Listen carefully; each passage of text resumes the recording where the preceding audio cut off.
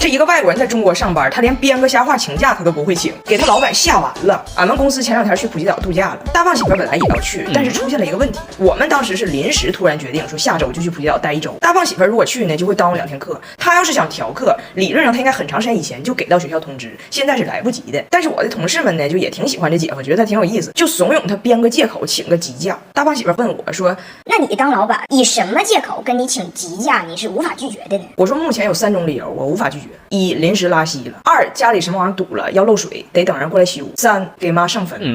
他说1和2那肯定是不行。我是一个网红，我去泰国玩，那肯定能碰着认识我的中国游客。那到时候拍着我搁那沙滩上玩，我领导和我学生看见了，咋解释啊？我说领导说起来你可能不信，我那天拉稀了，然后给厕所整堵了，我就等人过来修，完水流太大了，顺下水道就给我冲走了，我就昏迷了。完我再一醒来，哎呀，给我冲普吉岛来了，这可信吗？我的学生们怎么想我呢？然后他就问我，那这个第3个上坟是咋回事？为什么不能拒绝？他呢不知道啥叫上坟，我呢不知道他不知道啥叫上坟，因为以前我让他陪我去给我姥爷上过坟，所以他问我请假上坟为什么不能拒绝？我说的是人我那个同事1年到头就只能这么见他妈1面，那孩子想妈思念，想给妈上个坟，那哪个领导能拒绝呀？我万没想到，就一句话没交代明白，他把上坟理解成了探亲。大胖媳妇想来想去，觉得一个谎言需要后边无数个谎言来补救，他不要这样子，他坚信只要他跟他的领导坦诚相见，并拿出以后怎么把这课补回来的解决方案，天下就没有请不下来的假。第2天他就出发了，这位来自加拿大的打工英雄昂首阔步走向了校园，路上给他领导还发个微信说他有点事儿要说。然后中午在学校食堂，他就提前偶遇到了他的领导，领导看见他说：“哎，这个穆罕兰老师，我正有事找你呢。我们上学期这个学生评分出来了，你的评分还是很不错的。学校呢很重视教学质量，你呢短期之内如果没有离开北京的计划，学校愿意和你签署一个为期3年的合同。”他听完那1秒就不是他了，别说普吉岛了，他要去普陀寺给他领导烧他一炷高香。领导说完还问他：“对你还有别的事儿啊？”大胖媳妇说：“我也想找你就说这个事儿，我就没有离开北京的计划，而且我来中国之后哈，我哪儿也不想去。我现在出国，我哪儿的饭我都吃不惯。我这人工作呢，我也不请假，而且我都不涉及上坟这个习俗，我妈自己来，1年来2回。”为了自己的事业，大胖媳妇放弃了浪漫之旅，在家带孩子做饭。还好我们家常备着黄天鹅可生食鸡蛋，它不含沙门氏菌，孩子食用更安全，方便又好吃。白水一煮，蛋香四溢。早餐来1颗，助力孩子们的黄金生长期。回家之后我就问他，我说假请下来没啊？他说我仔细想了一下，我要一去呢，保不住又发生一些什么笑话，你同事还得录我，那样就谁都玩不好，我就不去了。我说你真不去啊？那我去泰国1周，我挺想你的呢。他说没事，你们到地方第一时间给我视频上坟。那我到泰国还得挺想你呢。没事，你到了泰国给我上坟，视频上坟。你到泰国看的菜好吃，你可以给我上坟。我带2个孩子也给你上坟，给你们都上坟，给你上，给你上，给你上，给你上坟。你不用说。有什么问题吗？到底啥是坟？啥是坟？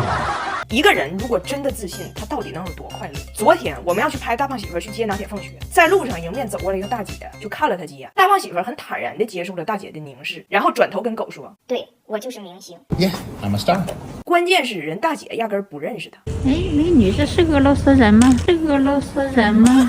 他没有在故意出梗，也没有在开玩笑，他就是这么自信。他对自己的认知跟现实是有很大偏差的，所以他这么快乐。前一阵我劝他去健身房锻炼锻炼，他回国之后又胖不少。我说你好歹的控制一下，他就每周去健身房，1周4练，坚持了2周之后又胖了4斤。然后我俩有一个共同的朋友，他就老跟他一起去健身房。我就问我这朋友，我说你姐夫1周4练，1斤没掉，你下次去的时候帮我观察一下，完你告诉我一下你姐夫到底是咋练的呗。根据一线记者发来的报道啊，晚上7点半时许，大胖老师出现在了健身房，一共待了50分钟，30分钟在放松和拉伸，时不时会对自己健美的身材陷入沉醉。半小时后，大胖老师终于蓄势待发，走向了器械区，开始刷抖音。我朋友说，姐夫呢，器械几乎做了1遍，动作几乎一下没练。你别看他偷懒不上重量，但是所有的领域人都涉足呢。器械完人还有氧，在跑步机的时候还给我发来了一个图片，今天燃烧的卡路里。但是我从前方记者的实况转播里都看着呢，不光说那个不是他自己跑出来的卡路里，他还在跑步机上点外卖。我仔细一拉画面，还能看出来点的是腰子，点的是腰子。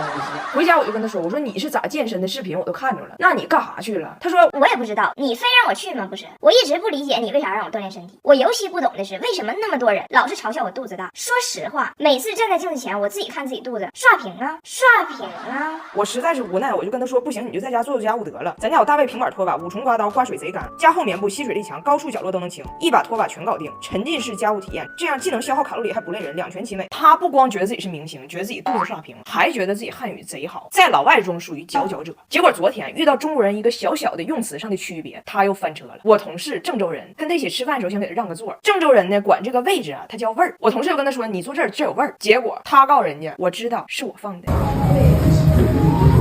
哎，来这边大味儿。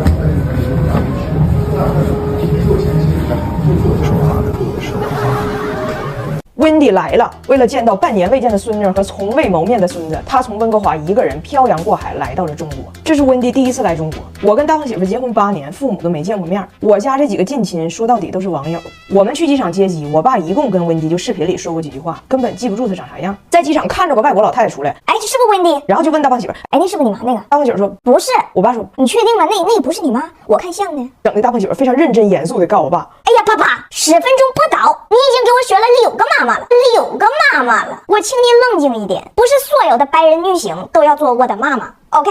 然后温迪出来了，跟我爸相见。我爸说啊 ，Hello Wendy，Welcome to Beijing。温迪说 Hello， 我应该管他叫啥？我说对好，管他叫啥呢？叫亲家公有点别扭。大胖姐说叫大哥。温迪学会了，对 ，OK。但是温迪这点汉语吧，都是跟他孙女学的。你跟小孩学汉语呢，你学的都是叠词。温迪叫完大哥，走着走着就记错了。快出机场的时候问我爸，你要带我去哪里呀？哥哥，给俺都逗稀了，但是给我爸整不好意思了，脸通红，装没听着。温迪又问我们是去地下车库吗？哥哥，我爸说温迪啊，一个哥就够了。温迪说我也没管第2个人叫啊。从机场回到家，我同事帮温迪拎了一下行李，还跟我说，哎姐，你平时说你婆婆抠是不是有点夸张了？人老太太行李可沉了，给你没少拿东西。我说是，那可能是他改变了。结果温迪行李箱一打开，16斤儿童书，为啥呢？他是在加拿大一个跳蚤市场，有人卖的不要的书，$1 3套，16斤，高低要带来中国。结果在机场托运时候被罚了200刀，然后给第一次见面的宝贝孙子拿铁4沓贴纸砸他一脸，给小达带了2大把他们装点圣诞树用的那种淀粉糖。不得不说，就是婴幼儿礼品这一块，涉嫌人民币得3块5以上啊。孩子完事儿了，到了成人区，其实吧，温迪就是给俺全家买了1套碗，硬给拆成了4个礼物，分着包的。我妈我爸俺们2口子一人1个碗，给我们拜了个晚年嘛。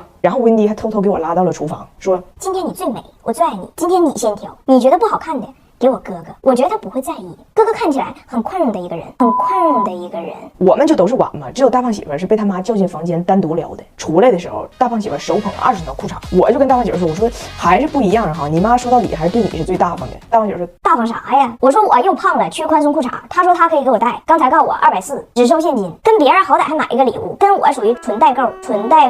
然后晚上我爸就请所有人出来吃饭，大胖媳妇呢都觉得他妈给我爸1个碗太寒碜了，路上赶紧去买了一瓶好酒，在饭店的走廊里就给温迪了。温迪说哦，亲爱的，这又是什么鬼把戏？大胖媳妇说妈，你记住，这个是你要送给你哥哥的礼物啊。温迪说啊，那还要我花钱吗？大胖媳妇你赶紧进去吧。我爸这不收了酒了吗？说啊，哎呀，我还不知道呢，加拿大人互相也给这个。温迪说我的就加拿大人给的。我爸说你的礼物很贵呀。温迪问他儿子，我的礼物很贵呀。我爸说你看你一个加拿大人来到了中国，哎，这么努力来适应我们的文化，这个与其说你送的是一份礼物，不如说你送的是一份真心。温迪问他儿子，我的真心到底多少钱呢？谁能告诉我，我送的到底是啥呀？